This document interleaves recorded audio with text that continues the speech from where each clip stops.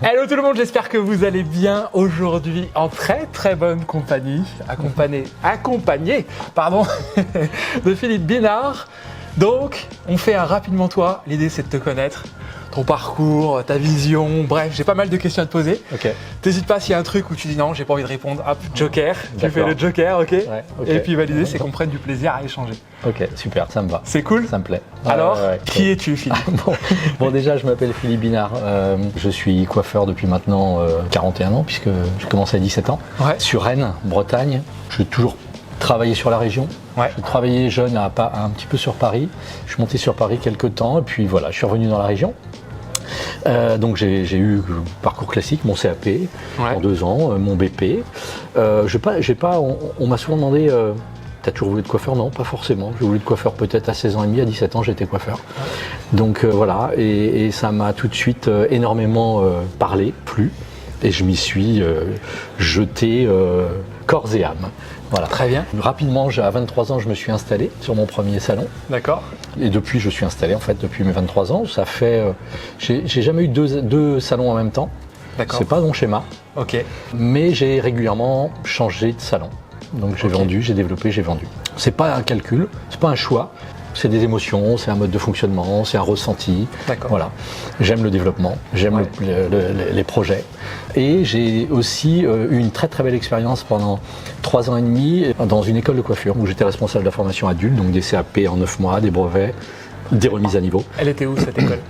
À Rennes. À Rennes? À l'époque où toutes les écoles étaient pleines d'élèves et où les écoles se développaient énormément et ça fonctionnait très bien. Okay. Et ça a été une très très très belle expérience. Parce que tu parles de ton métier à des gens qui n'ont jamais touché des ciseaux, ni même un peigne. Donc ça a énormément développé chez moi l'envie de partager, d'expliquer, et ça a structuré aussi d'une certaine façon une pédagogie pour pouvoir, emmener les gens, faire comprendre. Voilà. D'accord. Voilà. Et puis j'ai toujours été dans la formation. À une époque, donc ça date un peu, il y avait un groupement qui s'appelait le CACF. Ouais. J'en ai été responsable sur la région. D'accord. Donc j'ai toujours été dans l'accompagnement, dans la formation, dans les entraînements, dans les défilés, parce qu'à ce moment-là on faisait pas mal de défilés. D'accord. J'ai fait le MCB un peu sur des shows, et voilà, donc ça m'a amené, je serais tenté de dire, un peu naturellement à un moment donné, sur le développement de la formation, et c'est là où j'ai eu la chance qu'une maison de produits, Revlon Professionnel, pour ne pas les citer, m'a sollicité. Hashtag Revlon. Description. m'a sollicité pour voir un peu ce que je pouvais proposer en formation coupe, puisque c'est ma spécificité. Et ça fait maintenant 15 ans. Ok. 15 ans où je m'éclate quasiment toutes les semaines sur de la formation. Super. Voilà. J'ai aussi, alors je me suis énormément formé. Ouais. Énormément. Partout, tout ce qui se faisait au moment des étapes de ma carrière aussi. Ça a toujours été très souvent très anglo-saxon. Ok. Comme ça l'est encore aujourd'hui. C'est quoi les références? Est-ce que tu as des noms? Oui, alors Sassoon, mais je crois que tout le monde va connaître Sassoon, mais j'ai eu la chance d'aller plusieurs fois à Londres travailler. Une référence avec Sassoon, avec Mascolo, Anthony Mascolo, qui était responsable de la formation chez TG, à Londres aussi. Tony Ngaï, évidemment, quand un célèbre et excellent coiffeur, que je cite, Stéphane Amaru, est arrivé et avec toutes ses méthodes anglo-saxonnes et qu'il a apporté ça dans nos régions, voilà. Et donc je me suis énormément formé chez eux. Et puis Franck Deroche à une époque aussi, très bien. Sébastien, tout ce qui était, moi j'aime tout ce qui est un petit peu différenciant. Ok, voilà. Super. De ce que je sais de mes sources, ton père était chef de chantier? Ouais, maçon. Maçon, très bien. Portugais? Non, même pas portugais. Même Qu'est-ce pas. que c'est que ça? Non, il n'est pas portugais. Il travaillait avec beaucoup de portugais. D'Acosta. Tous ses potes étaient portugais. Ah ouais, voilà, c'est ça la référence. Ok, et ta mère travaillait du coup pour la Sécu? Ouais, c'est ça. Ok, génial. Et qu'est-ce qui t'a amené toi à la coiffure du coup? Parce que t'es tombé dedans, t'étais très jeune. En fait, mon père donc était maçon, pas à son compte, donc il avait un travail difficile, comme voilà. Ouais. Et il a fait du sol au plafond la maison dans laquelle ensuite on a pu habiter avec la famille. Ouais. Donc il a mis quelques années à la faire puisqu'il a fait tout seul. Et j'allais l'aider. Alors j'avais 11 ans, 12 ans, j'allais l'aider le soir. Je faisais pas forcément plus que ça mes devoirs parce qu'il avait besoin de moi. Donc je faisais les sauts de ciment, voilà, pour éviter qu'il se déplace, qu'il fasse. Très bien. J'ai aimé, j'allais l'aider, j'étais fier, mais surtout ça m'a un peu parasité scolairement. parce que j'ai pas trouvé de sens à l'école pour le coup. Je voulais travailler parce que j'avais trouvé ça hyper intéressant. Je construisais quelque chose, je participais à l'élaboration de quelque chose. Je voulais travailler de tes mains. Je voulais travailler de mes mains, voilà. Et mon premier métier que j'ai toujours voulu faire, c'était masseur kinésithérapeute. Très bien. Voilà, ça a toujours été quand on me demandait masseur kinésithérapeute. Et là où j'ai switché, c'est quand je me suis rendu compte que pour être masseur kinésithérapeute, il fallait faire 4, 5, 6 années d'études. Et là, comme j'avais commencé à bosser, faire des trucs, je me dis non, je ne vais pas avoir la patience de retourner 5, 6 années à l'école sans rien construire, enfin construire l'avenir, mais voilà. Donc j'ai pas eu envie. Donc je me suis dit, il faut que je trouve un truc où je peux quitter le système scolaire parce que j'ai envie de travailler. Et coiffeur, alors, écoute, alors là, première idée, ça a été styliste. Ensuite, je me suis débouché, tout ça, voilà. Ma mère allait chez le coiffeur toutes les semaines, parce qu'à l'époque, les femmes allaient toutes les semaines faire le brushing chez le coiffeur. Se faisaient coiffer. Donc elle me dit, écoute, viens voir la coiffeuse, tout ça.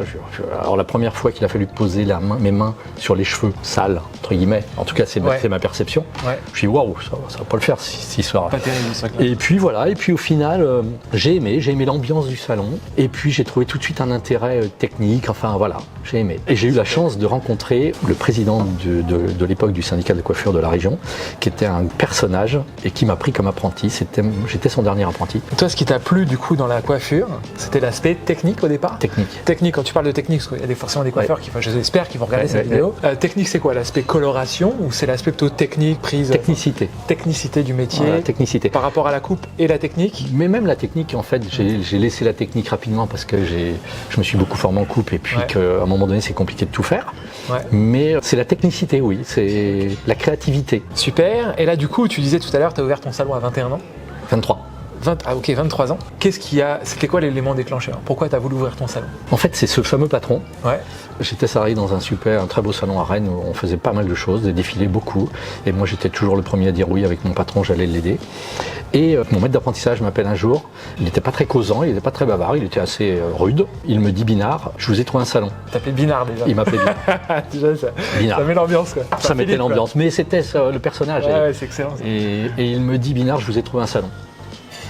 Un salon, monsieur Renaudin il s'appelait. Je lui ai dit, écoutez, j'ai pas d'argent, je suis pas sûr d'être hyper compétent pour aujourd'hui tenir un salon.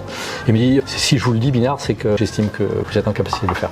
Voilà. Et c'est comme ça où il a eu tellement confiance en moi, parce que moi je suis pas issu d'une famille de commerçants, du tout. Je me suis dit, si lui il a confiance en moi, peut-être que je peux me faire confiance. Faut peut-être que je l'écoute. J'y suis allé, et puis c'est parti. Et tu veux dire que la confiance, quand on fait confiance aux gens, potentiellement, ça leur donne confiance. Ça leur donne confiance. Mais ouais. Ok, c'est valable aujourd'hui. J'imagine demain dans notre métier avec nos collaborateurs. Du coup, bien sûr. Je fais un parallèle managérial du coup. Ok, super, parfait. Et donc, alors quelques années après, tu vends ton salon pour devenir professeur, t'en parlais tout à l'heure. Exactement. Ça a été. Alors, combien de temps tu l'as gardé ce salon ? C'est quoi l'élément déclencheur ? Qu'est-ce qui a fait que tu l'as revendu pour te diriger vers le métier de professeur du coup ? Ok, alors je l'ai gardé 9 ans d'abord, le premier. C'était un tout petit salon. On avait 30 mètres carrés et quand j'ai vendu, on était 7 à travailler. Alors on avait 2 bacs à shampoing, 3 postes de coiffage. Donc on tournait, on allait dans la réserve. 30 mètres carrés. 7 à travailler. Ouais, on allait dans la réserve travailler et il y a eu un immeuble à se faire en face. Et donc là, j'ai pris une cellule commerciale. J'ai toujours été accompagné en fait. C'est des clients qui me connaissent depuis que je suis tout petit qui m'ont dit, Philippe, il y a un local en face qui va se faire, faut que tu te positionnes. J'ai eu la même réflexion que la première fois quand j'ai ouvert mon salon. Non mais c'est pas les moyens. Et même chose, ils m'ont dit, si, il faut que tu te positionnes. Je me suis positionné. J'ai donc fait ce salon en face qui était beaucoup plus grand, 90 mètres carrés. Et là, on est passé à 9 et je l'ai gardé 2 ans. Et j'ai vendu, comme à chaque fois que j'ai vendu. C'est mes émotions qui font qu'à un moment donné, je me dis là, il faut que j'arrête. Et à chaque fois, c'était le même schéma. J'ai beaucoup développer les affaires, donc ça veut dire beaucoup recruter. Et je suis en difficulté quand il s'agit de manager et quand ça se complexifie. Quand l'équipe devient peut-être un peu grande et que du coup il y a une complexification. Parce que je suis au fauteuil de 8h à 20h non-stop, je mange pas, mais comme la plupart de mes collègues, je pense. Et voilà. Et dès que c'est pas limpide autour, ça me met en difficulté. D'accord. Et du coup, je me protège, c'est une protection. Et c'est pour ça que j'ai vendu. Et j'ai reproduit le schéma plusieurs fois. Et alors, du coup, qu'est-ce que tu retiens de cette expérience-là ? Est-ce que derrière, le fait que effectivement tu développes les salons, je te qualifie tirer un peu de challenger quelque part. Tu prends un salon, tu le développes. Une fois que tu arrives justement à ce seuil où tu te sens moins en confort, entre guillemets, tu revends. Et là, par exemple, tu te dis, ok, bah, je fais comme ça, c'est mon mode de fonctionnement et c'est ok. Ou est-ce que derrière, tu te dis, entre-temps, j'ai fait quelque chose qui a fait qu'aujourd'hui, j'ai changé? C'est tout à fait ça. Ton analyse, en fait, c'est que j'ai quand même fait ce schéma 4 ou 5 fois parce que je suis vraiment une locomotive, sûrement trop pour certains, peut-être, mais c'est mon mode de fonctionnement. Et du coup, ça pèse énormément sur mes épaules, comme j'ai beaucoup d'autres activités, en l'occurrence la formation. Et aujourd'hui, par exemple, j'ai repris un salon il y a maintenant 1 an et demi et j'ai la chance d'avoir une manager dans ce salon. Et quand je dis une manager, c'est vraiment, elle s'appelle Émilie, et Émilie me gère vraiment tout le salon en fin de compte, hein. Tout le management, la relation avec les équipes. Évidemment qu'on est deux, parce que je la soutiens, elle me soutient, mais malgré tout, c'est quand même elle qui a les clés de la boutique. Et ça, j'ai jamais su le faire avant. Et donc, j'ai toujours été rattrapé par un débordement de trop qui m'a fait vendre. C'est hyper intéressant. Donc, est-ce que, là, parce qu'il y a peut-être des salons là qui nous regardent, tu vois, et moi je trouve ça hyper intéressant dans ce genre d'échange, c'est de comprendre la mécanique et de se dire, bon, ok, du coup, qu'est-ce qu'on peut faire? Quelque part, de ce que je comprends, c'est que peut-être que tu te dis qu'aujourd'hui, sur les salons que tu as eu avant, tu n'as pas su, entre guillemets, déléguer ou donner les responsabilités, transmettre cette responsabilité-là. Et aujourd'hui, tu as su le faire. Avec le recul, est-ce que tu te dis, bah tiens, alors c'est facile, hein, quand on est ici autour d'une table, de se dire, bah, j'aurais dû faire comme ça, mais c'est de se dire, bon tiens, si demain il y a des gens qui sont en face, qu'est-ce que tu leur recommandes de faire s'ils sont dans la même situation que toi? Alors déjà, j'ai la sensation que ce que j'ai eu et les problématiques que j'ai pu rencontrer, puisque je vois beaucoup de coiffeurs, on est beaucoup dans ce cas-là. Et effectivement, on est seul bien souvent, c'est compliqué. Donc je pense effectivement que quand on a la chance d'avoir à nos côtés quelqu'un avec des responsabilités clairement établies, un manager, ça donne une force à l'entreprise, ça donne une force à l'équipe aussi, du sens aux gens qui sont dans le salon et en l'occurrence aux managers, mais aussi aux équipes, parce que je vois la relation de l'équipe avec ma manager par exemple, elle est très intéressante parce qu'il ne parle pas au patron au sens et donc l'échange n'est pas tout à fait le même et du coup je trouve que les messages sont intéressants, passent bien. Je pense qu'effectivement, dans l'idéal, c'est pas simple hein, parce que le problème éthique de recrutement du métier, j'ai aussi travaillé là-dessus. Mais en tout cas, si aujourd'hui chacun d'entre nous pouvions avoir un manager, un bras droit, je pense que c'est ce qui nous permettrait de durer, parce qu'autrement on porte quand même la charge de nos entreprises sur nos épaules avec la complexité, parce on est coiffeur, on a tous choisi d'être coiffeur par la passion du métier, pas parce qu'on était des DRH, on est des coiffeurs quoi. Or ça demande une quantité de qualité, quand je dis de qualité, pas que de compétences en fait, parce qu'il y a la compétence technique, on est coiffeur, on coupe des cheveux, on fait de la technique, peu importe, mais il y a aussi des compétences physiques aussi, hein, mais aussi des compétences managériales, de DRH, sauf que on a des entreprises, petites, pas petites, mais on n'a pas ces steps en fait, du patron, du DRH, qui protège en fait le chef d'entreprise. De hiérarchie. De hiérarchie. Donc quelque part, effectivement, là aujourd'hui, tu inviterais du coup à faire monter en puissance quelque part dans les équipes, de dire dans ses collaborateurs, peut-être que j'ai des gens qui aimeraient prendre des responsabilités. Oui. Déjà de leur donner l'opportunité de l'exprimer. Oui. Donc c'est pour ça que je fais une petite parenthèse, mais je parle beaucoup d'entretien individuel avec les collaborateurs pour savoir leurs attentes, leurs envies de progression, d'évolution, et de mettre en place du dialogue. Et du coup, en faisant ça, ça permet aussi de monter en puissance avec son équipe. Et moi, je pense qu'aussi aujourd'hui, une équipe est une force, souvent perçue comme un problème, mais pour moi, c'est vraiment une force. Et je pense qu'aujourd'hui, ce qui manque cruellement dans notre métier aussi, c'est pas les formations techniques, parce qu'il y en a, mais c'est surtout les formations en management. Et je pense que ça passe aussi par la prise de conscience des managers de se dire, allez, je me forme en technique, mais je forme aussi en management. Et je pense que c'est aussi ça qui permettra derrière de monter en puissance, même si on n'est pas des RH, c'est juste gagner en compétences. Et puis donner du sens à chacun dans l'équipe en fait. Hein. Absolument. Je l'ai fait dans un salon précédent où chacun avait une mission. Donc j'ai voulu responsabiliser chacun à un niveau. Et donc chacun avait une mission dans le salon qui pouvait être la prise des commandes par exemple, hein, mais aussi une personne qui s'occupait de la formation interne. Et donc elle avait carte blanche pour proposer de la formation interne et bloquer du temps au salon avec les équipes. Et voilà. Donc chacun avait sa mission et je trouvais que ça leur a donné du sens. Ouais. Donc là, en 2 mots, quel conseil tu donnerais là, à un manager ou gérant qui se lance là, à 21 ans? En fait, attention de ne pas porter tout sur vos épaules parce qu'à un moment donné, on est physiquement prêt, on est physiquement sûrement au top, on est jeune, on est dynamique et du coup, on peut vite s'épuiser si on ne structure pas ça tout de suite en fait. Hein. Alors, on va y aller à l'énergie parce que c'est notre entreprise, donc je pense que rapidement, il faut avoir un concept de structuration d'entreprise qui va vous permettre d'avoir de la hauteur, du recul et de vous protéger aussi aussi un petit peu. Alors du coup, je fais un bond, tu as ouvert donc, des salons, tu les as challengés, on en a parlé, super. Et en 2010, tu deviens formateur. Ouais, c'est ça, exactement. Pour Revlon, 2009, mais j'ai commencé. Voilà, 2010. Plutôt formation en couple du coup. Ouais. Et en janvier 2022, tu crées le label avec Eric Morin, oui. qu'on salue. Salut Eric. Le club Label Atlantique. Ouais. Est-ce que tu peux nous en parler? Oui. Alors le club Label Atlantique Coiffure, déjà Eric, on se connaissait parce que j'ai travaillé aussi de la formation pour ses équipes. Eric est à Niort. Coiffeur aussi. Coiffeur. Et donc moi je travaille pour les clients Revlon. Eric était client Revlon, donc j'ai fait de la formation pour ses équipes. On s'est rencontrés. Lui avait une appétence pour tout ce qui était développement business et connaissance business de ses entreprises. Et on faisait tous les deux parallèlement des formations dans des domaines différents. On a beaucoup sympathisé. On a eu des échanges très enrichissants. On s'est rendu compte que, en fait, il y avait quand même un petit souci d'accompagnement des coiffeurs. En tout cas, chacun se sentait un peu seul dans son coin. Tu parles toi et Eric, vous vous êtes dit... Voilà, on s'est dit, c'était les retours. Tu l'as dit tout à l'heure, quand on fait une formation, il y a plein d'aspects en fait. Il y a l'aspect technique, et moi je fais des formations couple, il y a donc un aspect technique. Mais on se rend compte que ce qu'adorent les gens sur leurs 2 journées de formation, c'est aussi peut-être le repas du midi ensemble, ou le repas du soir ensemble, en tout cas le partage. Et ça, c'est rassurant, parce que ça permet à chacun de se dire, au final, on vit tous la même chose. Même ceux, quand vous les voyez comme ça, vous avez la sensation que c'est mieux chez eux. Dès que vous creusez un petit peu, non, c'est mieux pas chez eux que chez vous. C'est un peu partout la même chose. Alors, on retrouve souvent les mêmes problématiques. Voilà. Donc l'échange est important. On trouvait que c'était intéressant. Puis surtout les retours qu'on avait de problématiques d'accompagnement, en fin de compte, de se sentir un peu seul. Comme je disais, dès lors que vous n'avez pas un manager ou vous êtes un peu tout seul dans votre activité, eh bien c'est compliqué des fois à porter la charge. Donc voilà, c'était de partager. On s'est dit, faut qu'on fasse un truc là. Parce que je pense qu'il y a un besoin de réunir, de fédérer.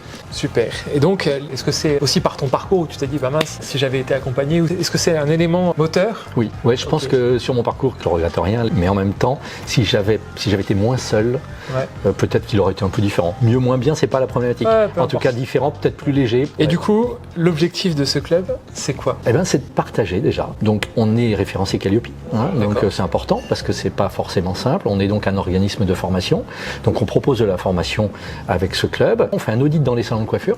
Eric va faire un audit sur l'aspect business de l'entreprise. Et puis moi, sur tout le domaine technique, pour savoir comment on peut faire pour monter en compétence chaque personne. On a aujourd'hui une 20aine de salons adhérents. Tout le monde peut y adhérer? Tout le monde peut y adhérer. Donc quelqu'un qui est dans le nord de la France. Voilà, tout le monde peut y adhérer. L'idée, c'est vraiment de partager, de ne pas être tout seul en fait. C'est léger, parce qu'au final, on partage tout ce que chacun peut vivre dans une journée de travail. Et on a un groupe WhatsApp où il y a des échanges quotidiens. Et quand on peut les interroger, alors je leur ai demandé, mais pourquoi vous êtes venus avec nous en fait, pourquoi le lac Eh bien justement pour se sentir moins seul. C'est vraiment ce qui ressort. Et puis, il y a beaucoup de simplicité. On fait un séminaire annuel aussi, où on se rencontre, et ça c'est un moment aussi délicieux et top, où il y a aussi beaucoup d'échanges avec des intervenants sur d'autres domaines. C'est très intéressant, on fait intervenir des gens dans des domaines différents de la coiffure, parce qu'on voit bien que dans tous les métiers, de toute façon, il y a beaucoup de parallèles. C'est très transversal, bien sûr. Et donc c'est intéressant de faire intervenir des gens qui viennent d'un autre monde professionnel. Super, aujourd'hui il y a à peu près 21 ou 22 salons adhérents. Ok, super, parfait. C'est quoi les projets à venir là, du coup, pour toi? Alors moi, les projets, c'est vraiment l'accompagnement du label, du lac, et mes formations. Ça, c'est vraiment, j'aime tout dans mon métier. Donc aujourd'hui, je suis au salon 3 jours par semaine, je suis en formation 2 jours par semaine, et je suis dédié sur le lac et le label, donc 1 journée par semaine. Et on a un alternant d'ailleurs qui nous accompagne. Donc aujourd'hui, mes projets, c'est peut-être de m'éloigner un petit peu du salon de coiffure. Pas complètement, parce que j'adore couper le cheveu, puis j'adore mes clients. Avancer, développer le lac et créer vraiment quelque chose de puissant avec le lac. Et j'oublie pas la formation, parce que ça fait 14 ans, mais c'est quelque chose qui me tient vraiment à cœur. Excellent. Est-ce que tu pourrais nous partager, c'est quoi ta vision actuelle de la coiffure, et qu'est-ce que la coiffure aurait le plus besoin? J'ai toujours été très sensible aux problématiques de développement des entreprises, du recrutement. Aujourd'hui, on a un gros problème de recrutement, il n'y a pas de coiffeurs, il n'y en a pas, c'est simple. Et ce qu'on a beaucoup se reconvertissent. Alors là, on pourrait discuter longtemps sur les pourquoi du comment. Maintenant, pour moi, aujourd'hui, on n'a pas le choix. Et malheureusement, il faut toujours être dans le mur en fait pour réagir. C'est ça qui est triste. Parce que ça fait longtemps qu'on sait qu'on a dévalorisé notre métier par nos tarifs. Et aujourd'hui, on le prend de plein fouet. Parce que bon an, mal an, malgré des tarifs bas, on s'en sortait. Pour certains, ça passait. Ça passait, je dirais. Grâce au volume. Voilà, ça passait. Le problème pour moi, tu parlais tout à l'heure, qu'est-ce que tu donnerais comme conseil à un jeune coiffeur? Bien sûr. D'abord, attention, quand vous créez une entreprise, d'abord positionnez comment avez-vous envie de travailler. comment, quel temps vous voulez passer à faire un travail, une prestation, quel type de prestation vous voulez apporter à vos clientes. Et quand vous avez évalué votre vie professionnelle, comment vous la voyez, là vous mettez les prix en face. Parce qu'il faut que ça corresponde à un choix stratégique. Faites attention à ça, parce que si les prix ne collent pas, derrière c'est toute la gestion d'entreprise qui part en sucette. C'est les salaires des salariés qu'on ne peut pas assumer correctement parce qu'on n'a pas les moyens. Ça veut dire qu'on les perd derrière, on dévalorise notre métier. Et aujourd'hui, avec les augmentations qu'on peut voir de tout, on n'a plus de marge, on en avait déjà pas beaucoup, mais là on n'en a plus. D'ailleurs, il y a un truc, je rebondis là-dessus, c'est vrai que c'est un gros sujet. Ce qui est hyper intéressant, c'est ce que tu as relevé, c'est de choisir en amont son positionnement. C'est dire, ok, je fais quoi? Du milieu de gamme, du haut de gamme, du luxe ou du, entre guillemets, low cost. Et chacun fait ce qu'il veut et c'est ok en fait. Il en faut pour tous. Par contre, il y a un truc aussi aujourd'hui, c'est que le milieu de gamme, finalement, il s'arrête à 41 € la coupe brushing, si je parle pour les femmes. Donc, ce qui est hyper intéressant, et je soulève ça, c'est de se dire qu'aujourd'hui, le milieu de gamme, donc entre 35 et 41 €, c'est 70% des salons en France. Donc ça veut dire qu'on se retrouve sur le milieu le plus concurrentiel. Alors que si on passe au-dessus de 41 la coupe brushing et qu'on fait une cohérence avec le reste de ces tarifs, on passe sur le haut de gamme et qui représente 15% de ce qu'il y a en France. Donc forcément, on est en face de moins de camarades et c'est plus facile de faire la différence. C'est important d'avoir un raisonnement là-dessus avant d'ouvrir. Et avant, oui. Mais il y a un truc aussi que j'observe souvent, c'est on se dit, si je refaisais, je ferais différemment. Et moi, je trouve qu'aujourd'hui, en fait, n'importe qui peut changer.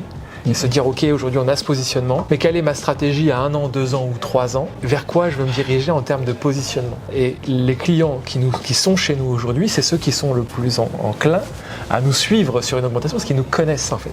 Donc pour moi, c'est une fausse barrière de se dire, si je refaisais, je ferais différemment. Pour moi, on peut faire évoluer nos business, et je pense que c'est important de l'avoir en tête. Et autre chose aussi, sur l'augmentation des tarifs que je trouvais assez pertinent, c'est que là, il y a une augmentation. Donc l'inflation, c'est 3,63%. J'en parlais aujourd'hui, on est en formation. Donc aujourd'hui, quelque part, augmenter ces tarifs. Par exemple, 1 € sur un tarif à 60, ça sert à rien. Enfin, j'ai envie de dire aujourd'hui, ça sert à rien. On n'est pas dans les 3%. Non. Donc aujourd'hui, pour moi, les augmentations minimum, c'est au moins 3%. Et c'est pour ça qu'en formation, quand on parle de rentabilité et qu'on me dit, Cyril, je vais rajouter 1 € là. Je vais dire, si tu veux, tu peux. Mais ça ne réglera pas ton problème. C'est pour ça que quelque part, il faut l'avoir en tête. Et pour moi, aujourd'hui, les augmentations, c'est entre 5 et 10%. C'est ça. Et c'est chaque année. Parce que des fois, on met un gros coup. Donc, on n'augmente plus pendant 3 ans. Donc, on prend du retard. C'est ça. Donc, c'est régularité. Et puis, ayez ce domaine, là, l'inflation en tête. Alors, ce qui est assez incroyable, c'est que tous les coiffeurs que je vois, que je suis, quand on parle de prix, il y a toujours cette honte d'augmenter vis-à-vis du client. Enfin, en tout cas, cette crainte du regard du client. Ça, c'est assez incroyable. C'est assez incroyable que on se laisse mettre dans cette situation par nos clients en fait, qu'on n'ose pas les regarder en face quand on leur annonce qu'il y a une augmentation d'1 ou 2 €. C'est quand même l'un des seuls métiers parce que tout augmente aujourd'hui et nous quand même on a énormément de mal en coiffure à assumer cette augmentation. Bien sûr. C'est incroyable. Mais je pense que c'est aussi prendre conscience que ce qu'on fait, personne ne peut le faire. Enfin je veux dire, on peut s'improviser peintre, ce ne sera pas aussi parfait qu'un peintre, mais en soi ça gênera que nous. Alors que quelque part, si demain une coupe est mal faite ou mal réalisée, ça ne gênera pas que nous pour le coup. Donc on a vraiment des vraies compétences qu'on valorise pas assez. Je pense qu'il y a aussi, on a accumulé des mauvaises perceptions du métier, alors qu'on a un métier extraordinaire qui mérite tellement de talent aujourd'hui et tellement de compétences. Non, c'est fou. Et je pense qu'aujourd'hui aussi, c'est souvent ce que j'entends, c'est oui, mais moi je suis dans une petite ville. Mais quelque part, il y a des BMW dans toutes les villes, il y a des iPhones dans toutes les villes et c'est le même prix partout. Donc à un moment donné, si ça se vend sur la France entière, c'est que peu importe où vous êtes, ça marchera. Et puis moi je rencontre des salons de la même région, parfois de la même ville. Il y en a un, il facture 60 €, il a du monde, l'autre facture 30 €. Bizarrement, parfois il a moins de monde.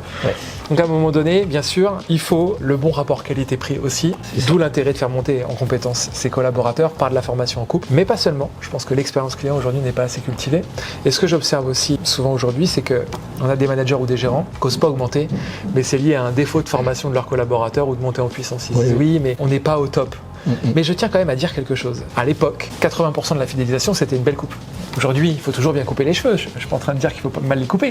Mais je dis par contre, aujourd'hui, le savoir-être, ça représente pour moi 50%. T'as beau avoir une belle coupe, si j'étais mal reçu, qu'on te parle pas, qu'on te fait pas de devis, que tu te sens voler par le prix, forcément. Et c'est ça, je pense que quand on monte un salon de coiffure, évaluer son rapport qualité-prix, il s'agit que tout le monde soit content. Ce qui est intéressant, c'est que dans ce que je fais moi aujourd'hui, dans ce qu'on fait nous, chez Dévotion, on fait intervenir des clientes mystères. Et ça, c'est passionnant. Ils y vont, ils font obligatoirement une technique, parce que moi, je veux qu'ils restent longtemps dans le salon, pour voir tout, plein de choses, tu vois. Et ce qui est hyper intéressant, c'est que souvent, à la fin du questionnaire, de 90 questions sur l'ensemble du parcours client, c'est est-ce que vous y retournez? Oui ou non? Et à chaque fois, les gens ressortent globalement tous satisfaits de leur couple. Souvent, ce qui fait qu'ils n'y retournent pas, c'est parce qu'il n'y a pas de valeur ajoutée. C'est-à-dire qu'il n'y a pas assez de personnalisation. On ne va pas forcément aller regarder le cuir chevelu. On ne met pas en avant qu'on réalise une coupe par rapport au trait d'un visage, qu'on réalise une couleur en fonction d'une incarnation, ou d'une carnation, pardon, je dis une incarnation, mais c'est une carnation, incarnation c'est autre chose je crois. C'est autre chose. Donc en fonction d'une carnation. Et je pense aussi, c'est pour ça que des fois je me dis qu'un peu les coiffeurs sont des rockstars dans leur garage. C'est-à-dire qu'on ne met pas, je trouve, assez en avant les compétences que l'on a. Donc pour moi aujourd'hui, par des choses simples, ne serait-ce que par le diagnostic, ça j'en parle souvent, mais l'espace shampoing, proposer des protocoles. Pour moi aujourd'hui, c'est des choses simples qui font la différence aussi et qui font que le client il se dit bah là il y a un bon rapport qualité-prix. Et encore récemment, la Romane, notre community manager qu'on a envoyé dans un salon pour se faire coiffer, il est allé Tu l'as pas envoyé chez moi. Non, si tu veux, m'envoie en tant que cliente mystère. Et ce qui est assez fou, c'est qu'elle me disait bah elle est contente de ses mèches, mais le reste, la coiffeuse a priori était désagréable ou pas agréable en fait. C'est juste au moment de la fin, quand elle a payé, qu'elle était un peu plus sympa, quoi, tu vois. Oui.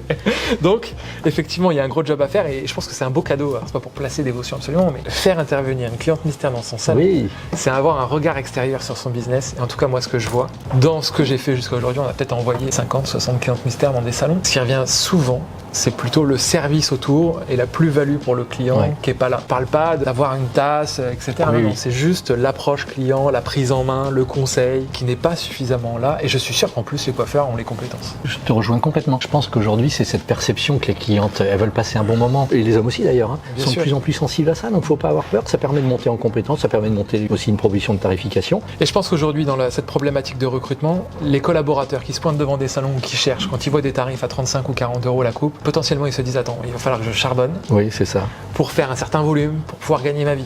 Donc à un moment donné, c'est aussi par là que ça passe le recrutement, parce que forcément les prix conditionnent les salaires. Donc c'est aussi hyper important. Et le dernier élément, tiens, sur le tarif, alors moi, c'est autre chose à rajouter après. Non, je peux pas m'arrêter. Hein. Ok. Non, après j'ai encore 2-3 questions, mais après c'est bon. C'est qu'à un moment donné aussi, aujourd'hui, j'en vois plein aussi qui sont blindés, parce que ça tourne, parce qu'ils font bien les choses, et qui malgré tout, ils ont parfois une semaine, 2 semaines, 3 semaines d'attente, ils me disent mais j'ose pas augmenter. Mais pour moi aujourd'hui, à un moment donné, la demande fait le prix. Donc plus vous aurez d'attente, les amis, mais sortez des bouteilles de champagne, quoi. Vous dites bah là, il y a de l'attente, ok, ça veut dire qu'on est demandé, on a envie de venir chez nous, parce que des salons il y en a plein. Valorisez votre travail. J'avais cette discussion avec ma manager. Ah ouais? Et oui, parce qu'en fait, à un moment donné, on est d'accord qu'on ne peut pas recruter. D'abord, on ne trouve pas, mais en plus, par la taille des salons, peu importe. Donc, à un moment donné, quand on a, comme tu dis, qu'on est blindé, c'est peut-être que le rapport qualité-prix est à la grande faveur de la cliente. Donc, je pense que la tarification, il ne s'agit pas de trier les clientes, c'est pas du tout ça. C'est juste que, à un moment donné, si on ne fait pas attention à ça, eh bien, on va épuiser les équipes parce que être blindé tout le temps, c'est chouette, hein, l'activité fonctionne bien, mais attention, c'est qu'on n'a pas toujours choisi non plus d'être coiffeur pour, comme tu l'as dit, charbonner à longueur de journée. Il faut aussi que chacun d'entre nous ait la possibilité d'aller au bout de son travail. Donc je pense qu'il faut aussi protéger nos équipes.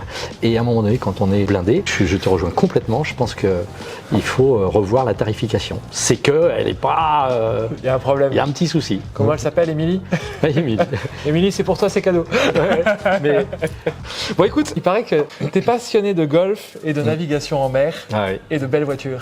Oui, un mec, hein. Mais il paraît que c'est dangereux parce qu'en plus tu aimes la navigation en mer, mais il paraît que t'es pas très bon nageur. Exactement. Le golf, oui. J'en fais ici. T'en as fait au domaine? Je suis à côté. Il faut du temps, mais c'est génial. Certains diront c'est pas très sportif. Alors, quand on fait un parcours du golf, pour ceux qui connaissent, on marche quand même pendant quelques kilomètres. Et puis, ça demande énormément de concentration. Et puis, c'est très technique. Et puis, ça permet de partager avec des amis, dans des environnements qui sont quand même plutôt sympas. La navigation, ah oui, ça, j'ai découvert ça. Et puis, j'ai la chance d'être dans une région magnifique, hein, la Bretagne. Le golfe du Morbihan, extraordinaire. C'est mon petit endroit de navigation avec toutes ces îles. Moteur ou voile, du coup? Un moteur, parce que moi, il me faut un taxi d'aller d'un endroit à un autre, parce que j'ai pas beaucoup de temps. Donc la voile, c'est tout un... Voilà. Donc je monte dessus, je fais ça, et c'est parti. Et ça roule, j'allais dire. Et voilà. Et du coup, oui, j'aime beaucoup. Et je suis pas un grand nageur, tu l'as dit. Et côté voiture, il paraît que quand tu étais gamin, t'as un peu piqué la voiture à tes parents, non? Quelque chose comme ça, tu peux nous raconter ou pas? Ah oui, alors, tu sais des trucs quand même. T'as vu un peu? C'était pour aller au travail en plus. Enfin, c'était pour aller à un show coiffure. Qu'est-ce que t'aurais pas fait pour aller voir un show coiffure? Et surtout pour conduire, je venais d'avoir mon permis. Et donc, mes parents me prêtaient pas la voiture, évidemment. Et puis là, mon patron me dit, on est temps à aller, on avait une grosse équipe, il faut une deuxième voiture. Mes collègues ne voulaient pas prendre leur voiture. Et comme ça, je leur dis, il faut me prêter la voiture, autrement je peux pas aller au défilé. Je vais emmener mes collègues et tout, voilà. Hein, bon. Donc, ils m'ont tu fais attention, hein. Ok. Donc, je suis parti avec la voiture. Et puis j'ai fait attention, mais pas suffisamment. Et donc j'ai emplafonné la voiture. Tout le monde était à l'arrêt, il pleuvait. Donc j'ai plié la voiture devant. Et le monsieur qui est arrivé derrière aussi a plié ma voiture derrière. Donc je me suis retrouvé entre les deux voitures. Donc j'ai ramené une voiture à mes parents beaucoup plus courte. Voilà. C'est une berline, il a ramené une mini. Donc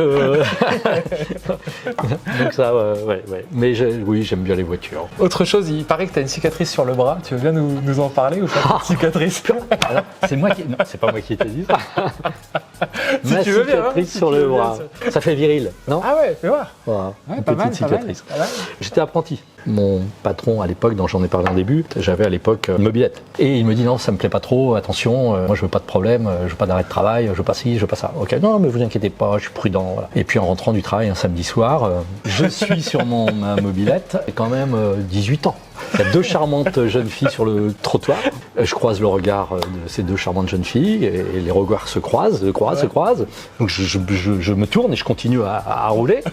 Et au moment où je me retourne, évidemment, il y avait un feu. Toutes les voitures étaient arrêtées au feu, dont une avec une remorque. Et voilà, je suis rentré dans la remorque. Voilà. Et voilà.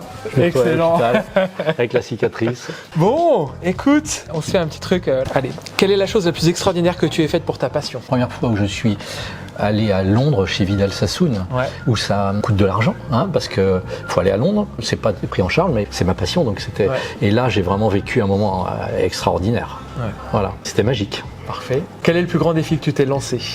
Ouvrir mon premier salon à 23 ans. Parfait. Quelle est la personne la plus remarquable que tu aies rencontrée? Beaucoup en fait. Ouais. Moi je trouve que j'ai eu la chance d'avoir des aînés qui m'ont énormément accompagné à leur façon, juste en me faisant confiance en fait. Quel est le plus beau conseil qu'on t'a donné? Donc j'ai ouvert ce deuxième salon qui se construisait en face et que j'avais peur parce que c'était gros, voilà. Et on m'a dit mais t'as vu ce que tu arrives à faire là? Mais vas-y quoi, aie confiance en toi en fait. Ça a été un déclic. Je suis passé sur une autre étape. Du coup cette étape, est-ce que ça t'a servi pour la suite? Oui. Parce que j'ai vraiment franchi un cap et j'ai découvert qu'au final, oui, j'étais capable au final. Et que maintenant, par exemple, je me pose plus du tout, ça fait bien longtemps, je me pose plus du tout de questions. Quand je rachète un salon, les seules questions c'est même pas des questions, je me dis, Philippe, tu vas travailler, tu vas être sérieux. Puis voilà, on y va quoi. Donc à un moment donné, il y a eu cet élément qui m'a fait prendre confiance et puis voilà. Est-ce que tu te le remémores souvent, ce moment-là? Oui, énormément. C'est génial parce que je dirais qu'aujourd'hui la confiance, faut l'apprivoiser aussi. Oui. Quand des fois on se fait confiance, qu'on se fait violence, on élargit un peu, oui. On se dit ok là je me suis fait violence, ça a fonctionné. Oui, ok. C'est ça. Et si vous gardez ça en tête, à chaque fois je trouve que c'est un super moteur. C'est de se dire attends j'ai des doutes, ouais mais regarde cette fois-ci je me suis fait confiance, ça a fonctionné donc vas-y j'y vais. Oui. Et même si un jour ça marche moins bien, n'oubliez pas qu'à un moment donné il faut se faire confiance, il faut y aller. Et puis derrière, il faut tout mettre en place. Si ça marche tant mieux, et si ça marche pas, c'est pas grave, on apprend et on recommence en fait. Et puis on se donner les moyens. Bon, est-ce que tu veux rajouter quelque chose? Non, je parle déjà beaucoup. Alors c'est pas mal, c'est bien là. Non, mais écoute, merci. Merci à toi. Merci Cyril. Avec plaisir. Je suis ravi, on se connaissait un tout petit peu. Ouais. Je vois tout ce que tu fais, je trouve ça absolument génial parce que c'est accompagner la profession pour justement faire confiance, que les gens se fassent confiance, aider, faire prendre conscience parce que quand on a la tête un peu des fois dans le guidon, on a toujours peur en fait, on a beaucoup de peur. Et du coup, d'avoir des gens qui à côté nous disent mais vas-y, mais ose, mais fais-le, mais parce que voilà, je trouve ça super important. Donc tu le fais super bien. Merci. Et donc je suis ravi, vraiment. Eh ben écoute, merci à toi. Je tiens à remercier Hugo. Ah Hugo, tu m'as posé des questions, je me suis dit mais comment il sait ça? Alors, on a échangé un peu, mais pas aussi personnel quand même. Ouais. Donc bravo Hugo. On a nos sources. On en reparlera. Ciao. Salut.